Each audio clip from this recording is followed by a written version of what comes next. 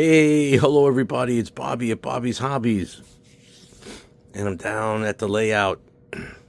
I was thinking, imagine if I had to move this, but I designed it in a way that I could. Because there's multiple sections in there. So,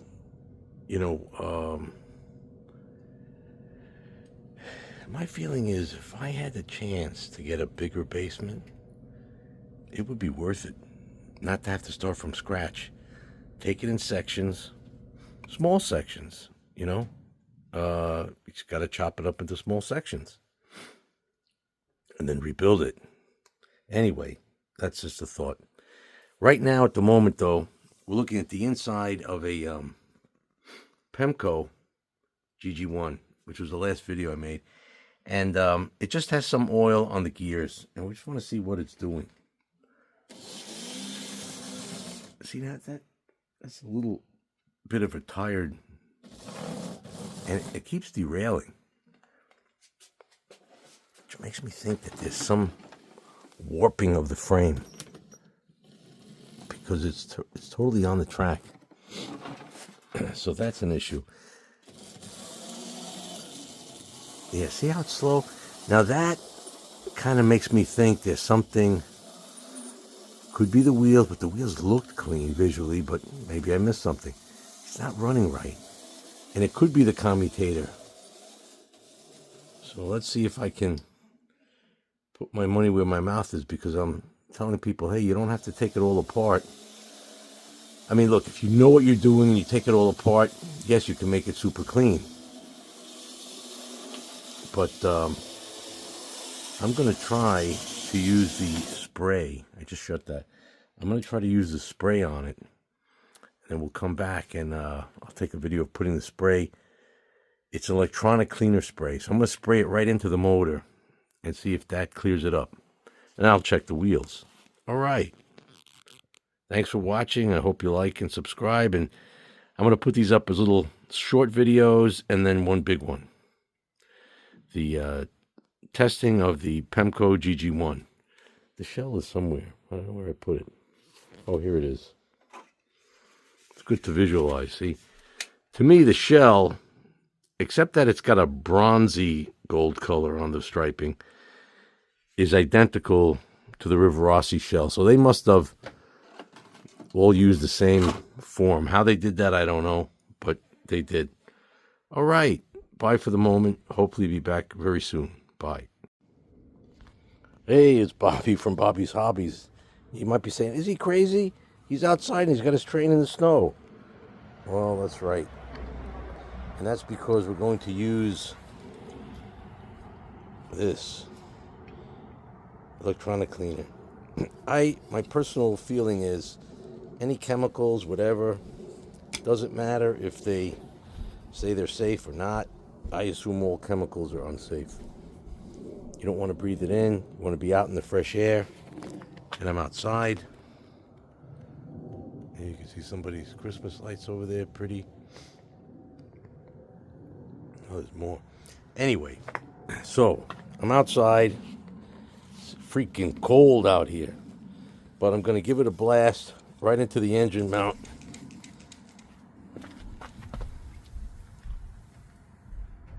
Right in there, hopefully.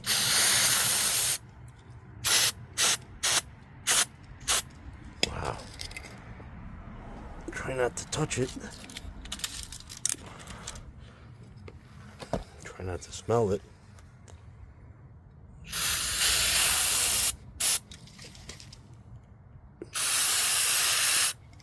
There you go. Now we'll see how my crazy idea works. I'll let that bleed off into the atmosphere, dissipate and dry up, evaporate. And it's already gone. That's incredible. Alrighty, we're right back here at the layout after that spray bath with electronic cleaner, which evaporates, which you might think is kind of risky. Even I think it's kind of risky, but it's better than disassembly. Now let's see if there's a better performance which would be exemplified by better conductivity, less hesitation, faster movement of the locomotive. Remember, it was very sluggish, very hesitant. Let's see. You know what? That's a little bit better. Oh, see, it keeps derailing. Now, that's a mechanical issue. There's something that will require a deep or deeper analysis of what's going on in this front truck that is pivoting and the pilot truck is coming off. But let's just see. It's a little better.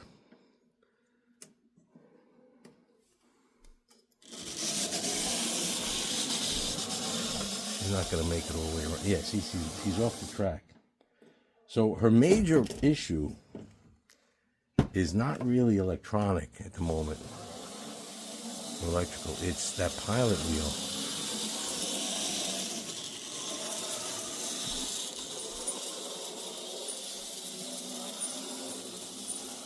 Let's see if we run it a bit.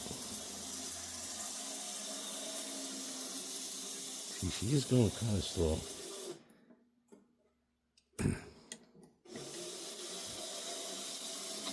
Now again, the thing is probably 40 years old.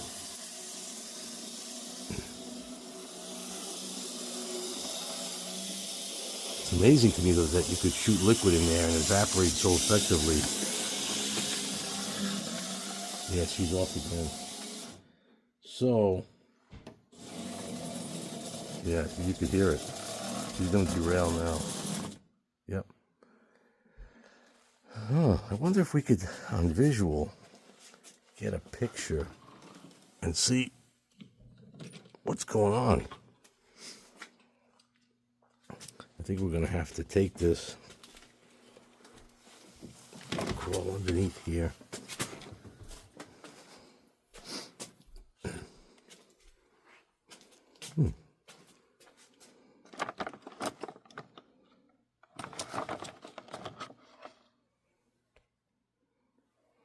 Now this is the side that she was derailing more. See, it doesn't visually seem like there's a problem, but this one moves kind of freely.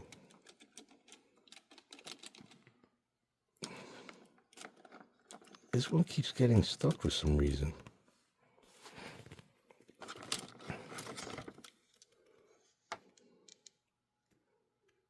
I wonder if a spring there would help.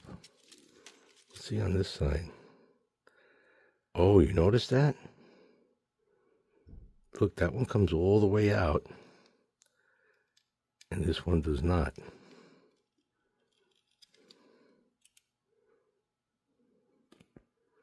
Who knows? Maybe that's not an original screw. Oh, there's a... Oh. Now wait, you see there's a washer there?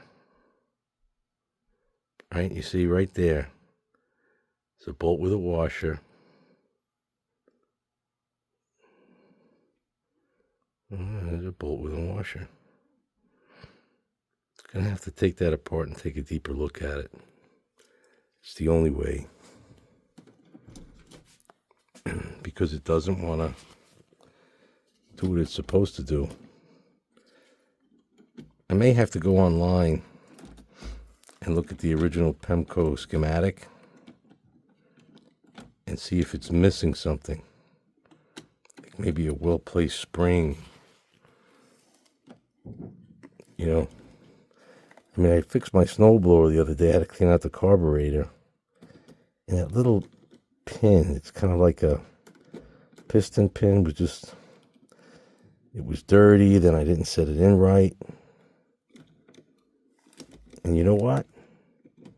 The slightest little thing that's wrong, the whole machine doesn't work. And that's true in the human body too. Whether it's micro parts or whether it's microscopic parts. So I'm going to have to go and look online at the schematics. Now it's on. Oh, you see what you could do with this? This is interesting. You can't do this with any other. See the gear going? Because it's in sync. That's a unique feature. Most locomotives and HO, you cannot get away with that. See that? Because it's like perpendicular in most, and then if you actually forced it, you just break the gear. You probably couldn't do it. I mean, unless you used, monkey strength.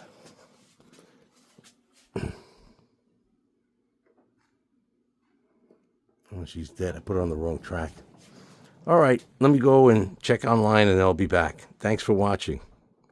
Check the schematic of the Pemco GG1.